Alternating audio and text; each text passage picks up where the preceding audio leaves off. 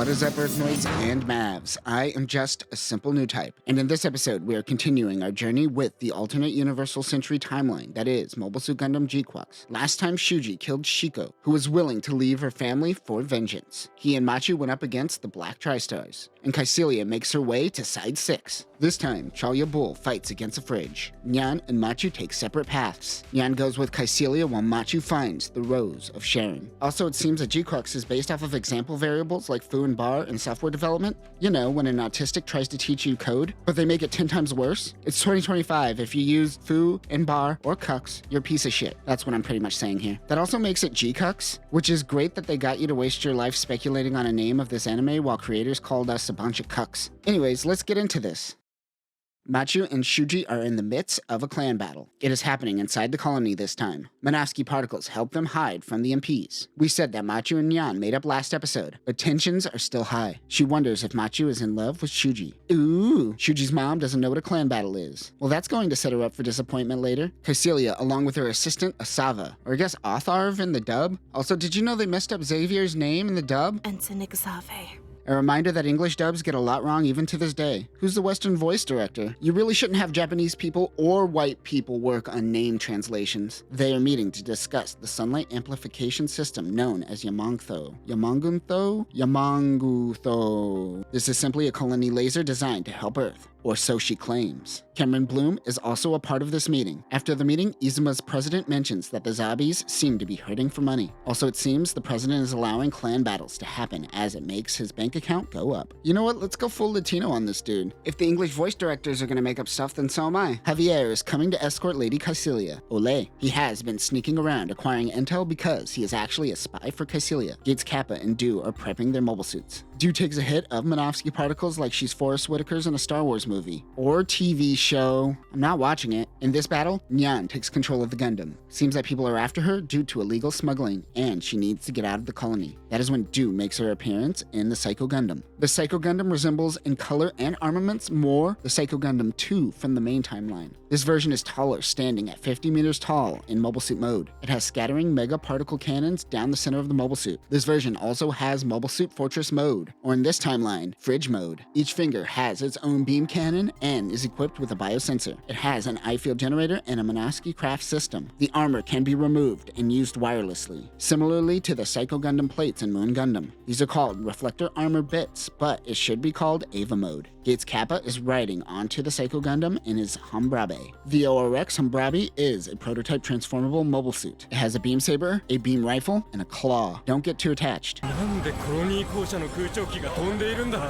on, man. Machu steals heights from Anki's safe. I forget that heights were actually used in War in the Pocket. Also, those aren't heights. Those are Tomino bucks. Anki finds her stealing, but Machu finds Anki's gun, while Shuji and Nan hide. Gates says, "I could see you idiots." Do transforms into mobile suit mode. Machu knows that Anki sold them out. She doesn't think the kid has the guts to shoot, which is something no American would ever write. I don't know where you live, but teenagers are the most frightening people in the world. Why do you think they make them Gundam pilots? Anyways, Machu proves my point by almost shooting her. She runs off with the money. Also, I don't buy the narrative that Anki was just trying to save her by pushing her away, considering she brought her into the fold in the first place. While the clan battle goes on, MPs try to break up the fight. As Nyan runs away, she is hit and loses control of the Gundam. Did the Gundam just spit her out? Also, Shuji conveniently catches her. Shuji says that the Gundam says the Rose is awakening. Nyan says that the two of them should get out of here together. Shuji says, "It's time for the second coming, bitches!" The Sodan begins detecting another Zeknova event. How do you even monitor something like that? This causes Do to go mad and chase that Kida. It's a hell of a drug. Bye, Shinji. I'll see you at Third Impact. Wait, that's not right. It's an angel! It's an angel!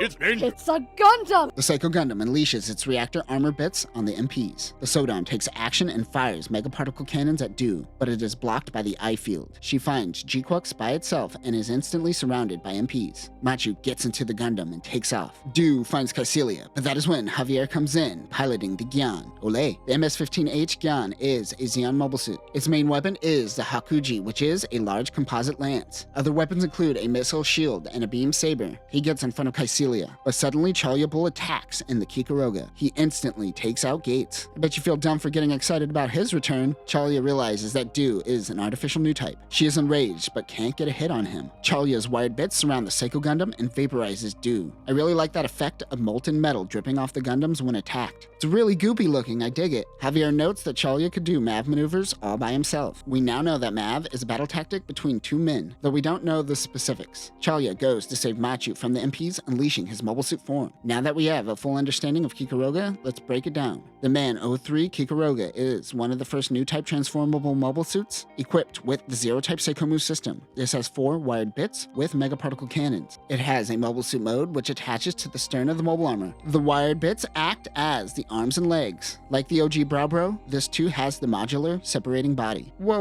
what is this? This isn't McDaniels. What happened to my favorite establishment in this timeline? That's it, burn it all down. Machu is now officially known to the world as a terrorist. Meanwhile, Javier comes to save Nyan. Ole. The Sodom returns Caecilia to her Chevet-class ship. No Dolos in this timeline, but she still has her Chevet-class ship, the Purple Widow. The Chevet in this timeline is a more minimal approach to the vessel. It only has 2 twin megaparticle guns, 6 twin machine guns, and 8 missile launchers. It also has a Komsai, as Javier was a spy this whole time. He leaves with Caecilia. He was trying to prove that Chalia Bull was a traitor. Nyan is now on Caecilia's team, while Machu is with the Sodom. Little do they know that Chalia Bull doesn't want Caecilia dead. He wants both Caecilia and Girin dead. Also, that wine they are drinking is real and really expensive. As we talked about this flashback during our talk of the movie cut, I won't dwell on it too much, but we return to the 1-year war. Also, they never named this dude. He's giving me big Shin Matsunaga vibes. You think this guy's Shin? Caecilia puts her faith in Char's team. She knows he is Cassival. On Char's team is also Tokuwan, the Bigro pilot in OG Gundam, along with Dimitri, the Zachrello pilot. The Zachrello doesn't exist in this timeline, but its spirit is being kept alive with Dimitri. They're going to break apart Solomon with mobile suit reactors before it could fall onto Granada. Drin is now commander of the Sodom along with the Swalmail and Fallmail. That is when he runs into a gun cannon light type in familiar Gundam colors. Char senses that the pilot is Artesia. He gets trapped inside the asteroid during their fight, activating First Impact. I mean the first Zeknova event. I get those two mixed up. That is when Caecilia learns that the Rose of Sharon disappeared. Chalia can hear Lala's song along with Char's voice. He says he could see time, just like Lala in the OG timeline. Solomon drifts away from Granada and Char goes missing. Back in the present, Caecilia cooks for Nyan. We will learn why soon. She promises to Nyan that she will get her into Xi'an Institute of Technology if she could bring about the third impact. I mean another Zeknova event. Damn it. Javier tells Nyan that he was visiting an old friend's grave, and possibly subtly hints at the fact that he may be gay. Or just really good friends like the head of Sunrise likes to claim about Suleta and the walking pair of legs. At Granada Naval Yard Research Lab, Javier shows her an Ava named Fred. The GMS-K G-Fred seems to be developed off of GQuuuuuuX. This is the second Gundam developed by Xi'an, with one more to be revealed. It has a Seikomu system on the level of the Omega Seikomu, but it is different. It controls 2 cat ear funnels mounted on the head. Other weapons include Vulcans, 2 beam sabers, a beam rifle, a shield, and an eye field generator. This is when Nyan meets Miguel. They refer to her as the third child. Come on, guys. Miguel says he will bake a cake for Nyan. She also says, boy, is it weird that all your friends die when they pilot the G-Fred. Miguel makes the cake for Nyan. Before taking a bite, she knows that he is the one who killed their friend, and he is trying to poison her now. Javier was listening in. It appears that Miguel is a spy for Girin. He tries to shoot Nyan. As she runs away, she is able to activate the Seikomu system on G-Fred without a Psycho suit. She activates the funnels, vaporizing Miguel. Nice! Let's see that again in slow motion. Also, look at all that molten metal. It's so goopy. Caecilia notes that untrained new types during peacetime are rare. While talking, she points a gun at Asava and says that he is the one who gave the poison to Miguel. He too is a spy for Girin, and they are trying to prevent Yamanganthou from being built. I'm just gonna call it the Solar Ray from now on. She shoots him with no hesitation. On the other side of the moon, your favorite Aryan boy is back. It is Char, going by the name Shirozu, though the Japanese credits just credit him as Char. They are looking for Rose of Sharon. Meanwhile, GQuuuuuuX has fled from Sodom for Earth. As GQuuuuuuX falls to Earth, the Gundam tells Machu that everything is going to be alright. It's a nice warm hug. That's nice. The backpack undocks from the Gundam and flies off on its own, so it does have some type of core fighter built into it. I assume this may be the Omega Seikomu system itself. She wakes up in a mansion called the Kabas Estate.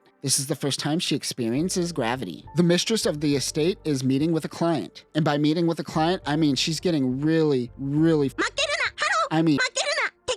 she realizes that this estate is a brothel. In the past, Chalia wants to know if Shuji has any connections to Char Aznable. She doesn't say anything, but Chalia is a Newtype and can read her mind. He knows that Shuji was after the Rose of Sharon. Chalya mentions that the Rose of Sharon is something that never came to be and was cancelled. The bits and Saikomu were transferred to Char's Red Gundam. They did, however, recover something that resembles it and took it to Granada, but he says it was lost in a fierce battle, so it didn't just disappear? That line is super confusing. Machu tells him that the Rose is on Earth. Back in her cell, she gets a cryptic text from someone, and her cell randomly opens. She heads to the Gundam. Chalya intercepts her messages and lets her go. Machu knows she is being monitored anyways, so they will just follow her. He wonders who is sending these messages. Back on Earth, Machu sees Lala soon. Lala tells her that the Rose is not here. Lala happens to see dreams from the other side. She says that she sees a man in red fall in love with her other self. Char saved her from this life of prostitution and took her into space. Well, this makes that chocolate shop image of Lala from 20 years ago not just a piece of fan art anymore. She says that her other self even dies for him, in these other lives that she sees. It seems that anytime Lala and Amado meet, both Char and Amado are destined to die by each other's hands. She doesn't mention anything about the main timeline, and if it exists, we'll both survive, however. And maybe it doesn't exist because she is here in this universe. The maids want Manchu to help break Lala out of the estate so she could go to space. Like all timelines, she will be free in space. She is a bird after all. The maids set fire to the estate, allowing Lala and Machu to escape. But as they get to the backpack Saikomu shuttle thingy, she decides not to go. She says that she has to wait for him, referring to Char. The Gundam pod has a mind of its own and takes off without Lala. The Gundam shuttle heads underwater to find the rest of the Gundam, but next to it happens to be Rose of Sharon. Machu can sense Lala inside. GQuuuuuuX activates its balls and resurfaces where they meet the Sodom. Is that a Mad Angler class ship? They actually make it look cool. I wonder if Flanagan Boone is on that ship. Nah, he probably still died, I bet. Poor Boone. They pull out the Rose of Sharon. Inside of the ship is a Lala from the other side, frozen in time.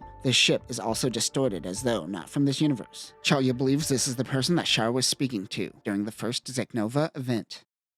And that will do it for this episode. I am enjoying this show, but this episode makes it impossible now to recommend to newcomers. I feel like you have to at the very least see the OG Gundam movies, which kinda sucks. I definitely don't like that it is a connected multiverse now, but I did expect it to go this way. The question is, how far are they going to take it? Or it just may be a bunch of people in a room saying congratulations, who knows? Next episode, we will conclude. Wait, how many episodes are there? Yes, next episode we will conclude Mobile Suit Gundam GQuuuuuuX. Giran Zabi will make his appearance. The solar weapon will be completed, and we see the Big Zam being mass-produced. I assume we will see another Zeknova event. But that will do it for now, Newtypes. Remember, Lala was always destined to be a bird.